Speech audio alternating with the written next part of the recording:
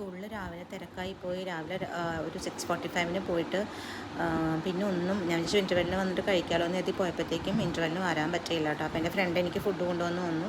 അപ്പോഴും കഴിക്കാൻ പറ്റിയില്ല. പിന്നെ ഞാൻ 12:45 തിരിച്ച് സ്കൂളിലോട്ട് വന്നിട്ട് ഞാൻ 1:15 ഫുഡ് കഴിച്ചപ്പോഴത്തേക്കും.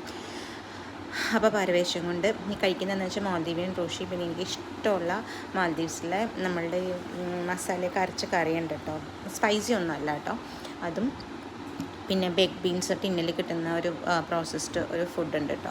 നല്ല ക്യാനിൽ നല്ല മധുരമൊക്കെയുള്ള സോസൊക്കെ ഒഴിച്ച് കുറച്ച് എരിവൊക്കെ ഇട്ടിട്ടുണ്ടാക്കുന്നതാണ്. അതിനകത്ത് മീനിടും കേട്ടോ. ടിൻ ട്യൂണൊക്കെ ഇട്ടുണ്ടാക്കുന്നതാണ്. അപ്പോൾ അതും കഴിച്ച് വിശപ്പ് മാറ്റി.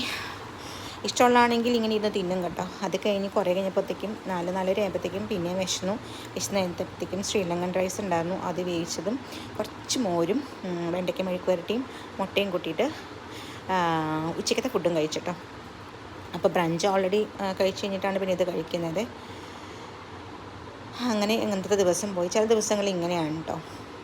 ചില ദിവസം ഭക്ഷണം കഴിക്കാൻ തോന്നും, ചില ദിവസം ഭക്ഷണം കഴിക്കാൻ പറ്റാറില്ല തിരക്കുകൊണ്ട്, അങ്ങനെയൊക്കെ. പിന്നെ അപ്പോൾ നമുക്ക് കഴിച്ചില്ലെങ്കിൽ ഇപ്പോൾ ആരും ചോദിക്കാനും പറയാനൊന്നുമില്ല. നമ്മൾ നമ്മുടെ വയറിനോട് മാത്രം ഉത്തരം പറഞ്ഞാൽ മതിയല്ലോ.